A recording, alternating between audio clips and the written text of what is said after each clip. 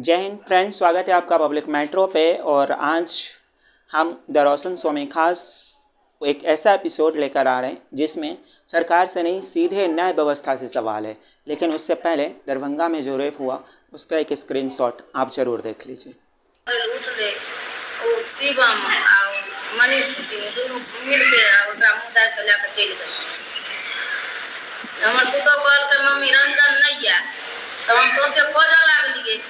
सौसे खोजा लागलिए तो मर जगह वही हमरा घर के बगल में वही कथा छे, गाछ घर छे आ घर के पछुए में पेड़ घर छे। ओन्ने ई हल्ला करत रहे, काने छले, बेहोश भेल छले, तब जाके हमरा घर के बगले में छे घर। तो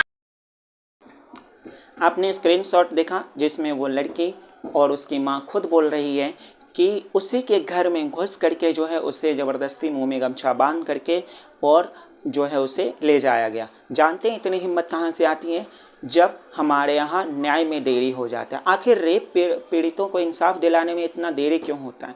आप इस बात से समझ जाइए कि जब निर्भया कांड 2012 में हुआ था, सारे सबूत पुलिस के पास थे, कोर्ट के पास भी रहे होंगे, लेकिन इसके बावजूद उन लोगों को उम्र कैद से लेकर के फांसी तक सजा होने में लगभग 10 साल तक का समय लगा। और यही एक रीज़न है कि रेप का घटना रुक ही नहीं रहा है। ये जो रिकॉर्ड है वो पूरा डेटा आप गूगल पे भी चेक कर सकते हैं और बतौर मैंने किया है। एक रिपोर्ट के हिसाब से जो है हर साल लगभग 34,000 लड़कियों की रेप होती है, जिसमें अगर इसका एक दिन का एवरेज निकालें तो वो 87 होता है और हर 2 मिनट में 3 लड़कियों का होता है, अगर मिनट के हिसाब से निकाले तो। इससे पहले 2019 का एक रिपोर्ट है जिसका ये डेटा है कि ये जो केस थे ये 28,400 कुछ थे, जो बढ़ करके 2021 में 31,000 कुछ हो गए। ये तो वो केस हैं जो ऑन द रिकॉर्ड रेप होते हैं, रजिस्टर्ड होते हैं। हम सोचिए कितने केस ऐसे होंगे जो रजिस्टर्ड नहीं होते होंगे। अब ये वो केस हैं जो पुलिस के पास आए, पुलिस को पता चला, लेकिन जानते हैं कोर्ट में आने के बाद क्या हुआ इस केस का? कोर्ट में आने के बाद इसमें से लगभग 1,46,201 केस पेंडिंग पड़े हुए हैं, यानी कोई फैसला ही नहीं हुआ, या कह सकते हैं कि उस पर सुनवाई ही नहीं हुआ, जबकि 1,17,400 कुछ केस पहले से ही पेंडिंग थे। यानी अगर टोटल को जोड़ दिया जाए तो लगभग 2.5 लाख का केस रेप पीड़ित जो है रेप केस वो पेंडिंग पड़ा हुआ है, जिसमें या तो कोर्ट पे सुनवाई ही नहीं होता या फिर जो है वो इंसाफ ही नहीं मिल पाती। आखिर इतनी देरी क्यों हो जाती है इंसाफ दिलाने में रेप पीड़ितों को? निर्भया कांड में, जिस देश में निर्भया कांड के बाद ये कानून बनाया गया कि अगर आप किसी लड़की को प्राइवेट एक्ट, यानी कि उसे ड्रेस चेंज करते हुए, उसे नहाते हुए अगर 30 सेकंड से ज़्यादा आप देख लेते हैं तो आपको 1 साल से 7 साल तक की सज़ा होगी। आखिर उस देश में इतनी हिम्मत कैसे हो जाती है कि लड़कियों को नग्न घुमाया जाता है, उसके घर में घुस करके रेप किया जाता है, और अगर वो किसी को चाहती है उसके साथ अगर वो रिलेशन में, तो इसके एवज में भी उसे नंगा कर दिया जाता है।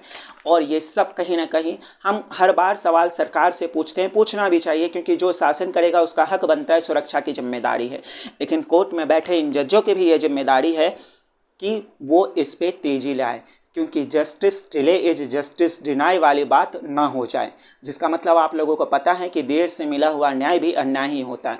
और एक रिक्वेस्ट तो पूरे जज से हाथ जोड़ के हम करेंगे कि हमने एक फूलन देवी को रेप के केस में न्याय न मिलने के कारण होते हुए देखा है। हमें और बैंडिट क्विड और फूलन देवी नहीं चाहिए। हमें ऐसे देश चाहिए जहां हमारी नारी शिक्षित हो, वो हर क्षेत्र में योगदान दे सके, न कि फूलन देवी जैसे होकर के मजबूर हो और राजनेताओं का मोहरा बने। बाकी और अंत में जाते जाते इस वीडियो से मैं हर लड़कियों से रिक्वेस्ट करूंगा, मानता हूं गार्जियन के दबाव में आप कुछ बोल नहीं सकते या आप खुद डरी हुई हैं, लेकिन कम से कम जो बोल रहा है उसकी मदद तो कर ही सकते हैं। इसलिए आप लोगों से रिक्वेस्ट है कि इस वीडियो को ज़्यादा से ज़्यादा शेयर करें।